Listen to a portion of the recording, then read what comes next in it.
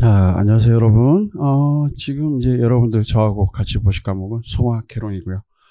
저는 소방학 개론 진행하고 있는 정태화라고 합니다. 기본적으로 소방학 개론이라는 과목 자체는 연소, 화재, 폭발, 그리고 거기에 대한 소화, 그리고 소방 행정이 어떻게 되는지, 재난관리는 어떻게 되는지, 이렇게 한 파트가 나눠지는데, 공식적으로 발표되는 자료는 5개의 파트로 좀 구분이 되죠. 요게 시험이 조금 나눠지는 이유가 이제 공채가 있고요. 간부보생용 시험이 있는데, 공채 시험이 조금 더 까다로워지고는 있죠. 그리고 그쪽은 조금 더 연소, 화재, 소화 이론에 조금 더 집중하는 경향이 있고, 간부보생은 연소, 화재, 소화 이론도 비중 어느 정도 있는데, 재난관리 쪽에 조금 더 비중을 두고 있다 정도의 차이를 보여요. 근데 그래봐야 한두 문제 정도 차이가 밖에 발생하지 않죠.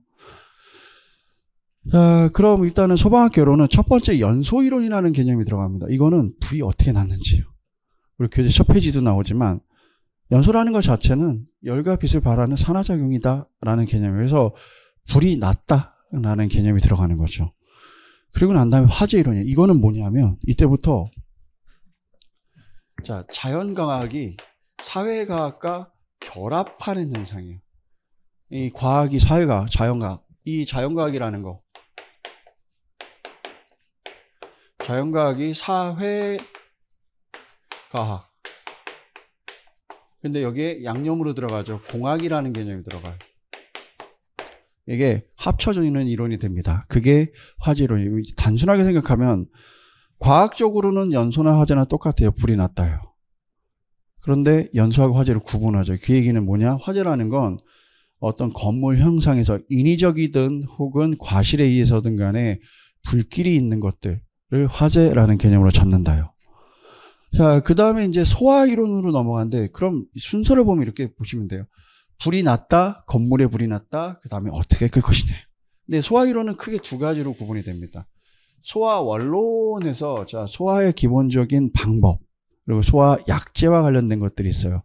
소화 약제가 기존에는 시험 범위가 물, 포, 이산화탄소, 그 다음에 할로겐 화합물 및 불활성기체, 그 다음에 분말 소화 약제, 이렇게 5개로 한정을 했었어요. 그러다 보니까 전원 정답도 있었죠. 그래서 지금은 모든 소화 약제가 다 이제 범위 안에 들어갔다. 그럼 여러분들 할론 소화 약제라든가 그 외에 CDC라든가 이런 것도 이제 다 포함이 됐다요. 공부 안 하시면 안 됩니다. 자, 그리고 난 다음에 그걸 기반으로 해서 소방 시설을 어떻게 갖출 것이냐. 실질적으로는 얘가 기본서에서도 분량이 굉장히 많습니다. 그럼에도 불구하고 문제 출제량은 굉장히 적죠.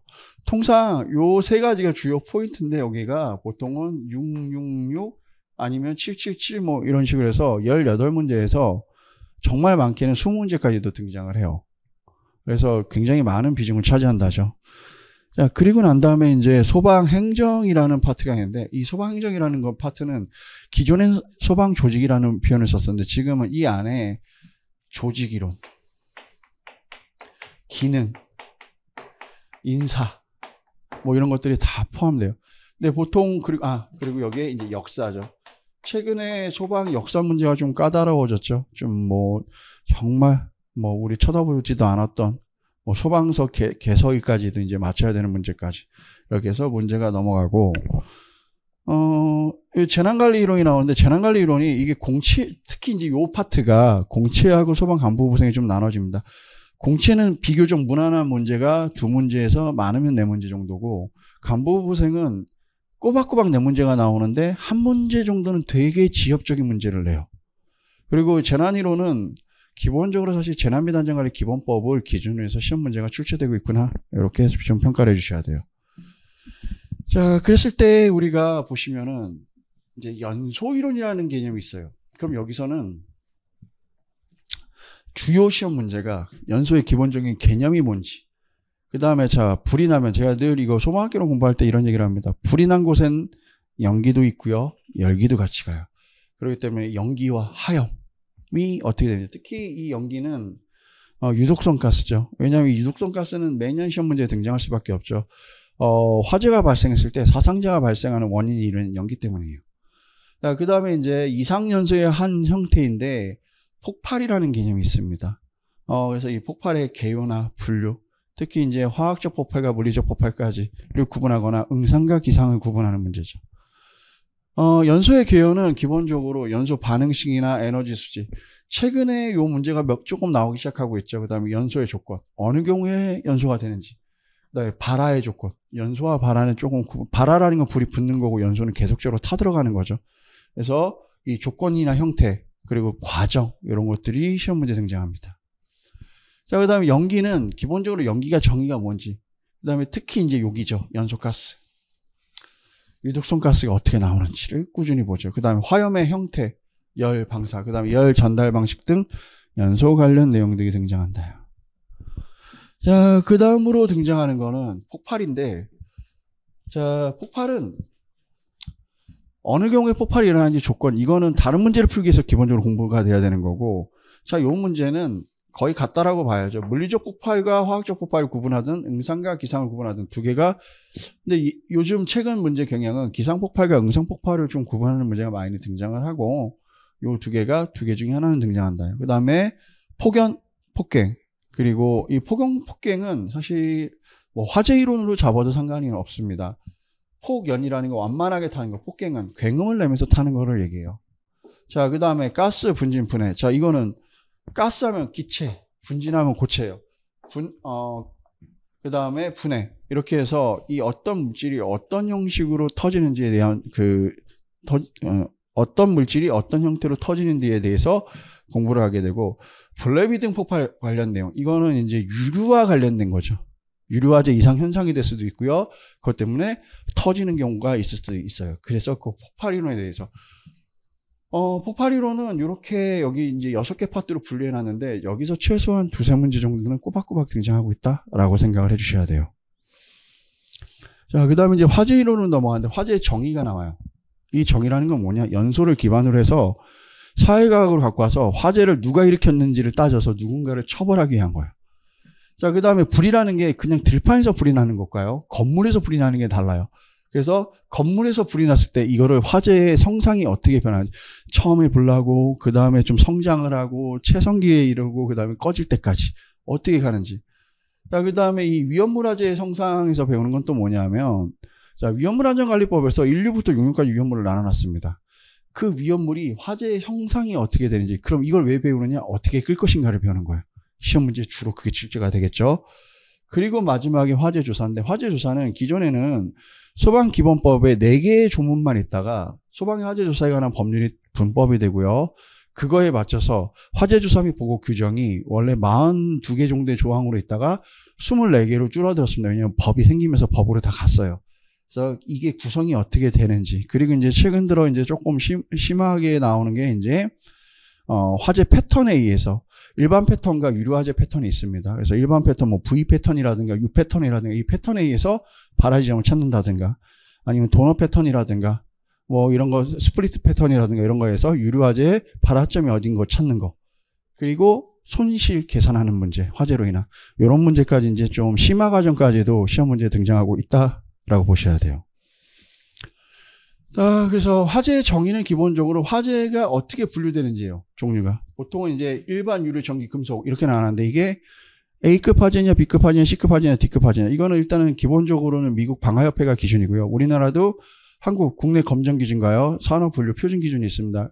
요 세 개를 대입해서 어떤 화재를, 그래서 그 화재별로 쓰이는 소화 약재가 다르다요. 그걸 중점적으로 시험에 내겠죠. 그다음에 화재 종류별, 기본 소화 방법. 대표적으로 일반 화재 하면 물루끄 냉각, 유류 화재 하면은 질식, 전기 화재 하면 일단은 전기를 차단시켜야 되겠죠. 아니면은 가스계, 금속 화재는 물, 가스계는 안 됩니다. 그럼 여기다 쓸 수 있는 거는 마른 모래나 뭐 팽창 질석, 팽창 진주함 이런 것들 정도로 쓴다. 그리고 가스 화재 하면 얘도 제거 소화라고 해서 일단은 가스 밸브 잠그는 것부터 시작을 하는 거죠. 건물 화재의 성상에서 이제 일반적으로 우리가 화재가 나요. 연소가 됩니다. 그러면은 일반적으로 내가 보는 거하고요, 건물에 불이 났을 때 구획실마다 해서 불이 좀 다릅니다. 그거에 대한 특성들. 그리고 이제 이 일반 화재, 이 건물 화재는 특수 현상이 있습니다. 프레임 오버부터 롤오버를 거쳐 플래시 오버를 거쳐요. 그리고 그 중간에 백드래프트라는 게 있을 수 있어요. 근데 이거에 대해서 어떻게 대처하느냐. 특히 이제 특수 현상에서는 백드래프트는 폭발로 보는데 나머지는 연소로 봐요. 그것도 구분해내셔야 돼요. 그런 문제가 이제 중점적으로 나오게 되겠죠. 그 다음에 위험물화재의 성상에서 보시면은 위험물은 기본적으로 우리 1류부터 6류까지를 나눠 놓습니다. 그리고 그거에 따른 소화 방법이 다 다릅니다. 어떤 경우는 물을 쓰면 안 되고, 어떤 경우는 포를 써야 되고, 어떤 경우는 물을 써야 되고 다 나눠져요. 이제 그거에 대한 공부, 그리고 물질마다 특성에 대해서 시험 문제 등장합니다. 다음 보일러버 등 화재의 위험물 화재의 특수현상과 대처법에서 여기는 유류화재예요. 우리가 일반적으로 많이 쓰이고 있는 이 유류화재가 어떻게 일어나는지, 그럼 그랬을 때 어떻게 대처해야 되는지에 대해서 공부를 하고 그걸로 시험 문제를 푼다라고 생각을 하시면 돼요. 자, 그 다음에 이제 화재 조사인데, 화재 조사는 기본적인 개요하고 원인 피해 조사, 그리고 등 기초, 등 화재 관련 내용을 배우게 된다. 다만 여기가 예전과 다르게 조금 더 심화 이론이 더 등장하고 있다요. 그 다음에 이제 소화 이론이 나오는데, 소화의 가장 기본적인 4대 소화 효과라는 표현을 씁니다. 그 원리하고요, 그에 맞는 소화 약제가 있어요. 이게 여기까지가 소화 원론이에요. 그럼 앞에 연소 이론, 화재 이론, 그 다음에 여기 소화 약제까지 그러면 우리가 보통 소화 원론이라고 해요. 그럼 여기까지는 다른 자격증, 소방과 관련된 다른 자격증을 보러 가셔도 똑같이 들어가요. 그런데 D부터 나눠져. 이 소방시설. 소방시설은 또 전기시설이냐, 기계시설이냐, 뭐 이것도 나누고요. 이거에 따라 다만 이거는 소방시설 설치 및 관리에 관한 법률을 기준으로 공부를 하게 돼 있어요. 자, 그리고 그래서 이제 소화 원리는 이 소화 방법인데, 냉각, 질식, 제거, 부촉매, 이게 4대 소화 효과라고 합니다. 연소의 4요소라는 표현을 쓰는데 그 4요소 중에 하나를 제거하는 방법들 중에 하나예요. 그래서 이걸 기반으로 해서 이때는 뭘 쓰는지, 냉각하면 대체적으로 물이에요. 질식하면 이산화탄소, 제거하면은 말 그대로 뭐 밸브를 잠근다든가 전기를 끈다든가 하는 거고, 부촉매는 할로젠 화합물이라는 게 있습니다. 그걸 기반으로 해서 라디칼 반응을 없애는 이런 소화 등을 하는 것들을 얘기한다요. 자, 그래서 소화 약제의 종류와 특성에서 보시면 예전에는 이산화탄소, 할로젠 화합물 및 불활성 기체, 분말, 그 다음에 물, 포 이렇게 5가지로 한정이 되어 있었는데 지금은 모든 소화 약제. 그럼 수계는 물, 포, 강화액, 산알칼리, 비수계 혹은 가스계라고 표현되죠. 얘는 이산화탄소, 할로젠 화합물 및 불활성 기체, 그 다음에 분말, 소화 약제까지 이렇게 해서 한 8가지 정도로 크게 나눈다. 이 CDC라는 거는 분말 소화 약제 안에 포함되어 있습니다. 그래서 요 정도까지를 다 하시면은 충분히 소화 약제는 다 문제를 푸실 수 있죠. 그 다음에 소방시설이 나옵니다. 소방시설의 종류와 작동, 원리 나옵니다. 소화설비죠. 자, 지금 여기 5가지로 분류되어 있는데, 소화설비, 경보설비, 피난설비, 소화용수설비, 소화활동설비 이렇게 5가지로 나눠져 있는데, 요 5가지의 분류가 소방시설 설치 및 관리에 관한 법률에서 소방시설을 5가지로 이렇게 분류를 해놨다. 소화설비는 말 그대로 뭐 스프링클러 이런 거 생각하시면 되고, 경보설비하면 자동화재 탐지기, 피난설비하면 공기호흡기 같은 거 생각하시면 되고, 소화용수설비는 말 그대로 무슨 저수조라든가 소화수조 이런 거 얘기하는 거고. 자, 핵심은 여기서도 소화활동설비죠. 소화활동설비는 본격 소화가 됐을 때 소방관들이 주로 쓰는 것들. 그럼 여기서는 소화설비하고 경보설비에서는 시험에 주로 나오는 게, 여기서는 스프링클러고 여기서는 자동화재 탐지기. 왜냐하면 초기에 불을 끄는데 가장 유용하고 처음에 알려줘서 사람이 피난 갈 수 있게 해주는 거, 그리고 소방관들이 직접 쓰는 거, 요거 위주로 시험 문제에 주로 좀 등장한다요. 그랬을 때 공부 방법에 대해서 여러분들 한 번씩 생각해 볼 필요가 있죠. 자, 그 다음에 이제 소방 행정 파트로 넘어가면은 소방 조직과 소방 기능으로 나눌 수 있는데, 소방 조직은 발전 과정, 이게 역사 문제죠. 매년 한 문제는 나옵니다. 공채든 간부보생이든 소방 역사가 한 번도 안 나왔던 적은 딱 한 번 있어요. 22년도에 소방사 공채에서. 그 외에는 계속 나와요. 그 다음에 행정체제와 기능 조직관리의 기초이론. 그 다음에 특히 이제 최근에 안 나왔는데 인적 자원 관련된, 특히 이제 그 소방 공무원법 관련된 내용이 좀 등장을 하고, 25년도에는 민간 소방 조직, 요게 조금 어렵게 등장을 했죠. 근데 요 정도까지가 이제 나오는 범위다라고 생각을 해주시면 되고, 최근에 좀 안 나온 게 이제 소방 기능인데, 화재 예방 경계 진화, 소방시설 설치 유지 및 안전관리, 위험물 안전관리, 그리고 구조 구급. 이거는 주로 119 구조 구급에 관한 법률 쪽에서 문제가 등장하고 재난 대응 등 소방 조직 및 소방 기능 이건 이제 보통은 이제 그 교재에는 그 소방 전술로 해서 좀 그 써져 있는 내용들이 있습니다. 그 정도가 나온다 생각을 해주시면 돼요. 그다음에 재난 관리가 있는데 재난 관리는 재난 관리의 개념에서 이거는 이론적인 내용들이에요. 뭐 우리나라가 아니라 이제 외국 이론들을 주로 해서 거기서 한 문제 정도. 그다음에 나머지 두세 문제가 우리나라의 재난 관리인데 재난 및 안전 관리 기본법을 기준으로 해서 시험 문제에 등장한다요. 그래서 재난 및 재난 관리의 개념은 재난의 특징, 유형 혹은 단계별 관리 사항 등에 관련된 문제가 주로 등장을 하고, 자 핵심은 이거죠. 재난 및 안전 관리 기본법인데 안전 관리 기구 및 기능, 긴급 구조라든가 안전 관리 계획, 예방 대비 대응. 자 재난 관리는 기본적으로 법에서 재난을 나눠놨습니다. 사회재난이냐, 자연재난이냐, 사회재난이냐, 혹은 해외재난이냐. 거기에 어떻게 관리할 것이냐, 그리고 안전관리는 어떻게 할 것이냐, 이런 것들에 대해서 쭉 나열되어 있는 것들이 있어요.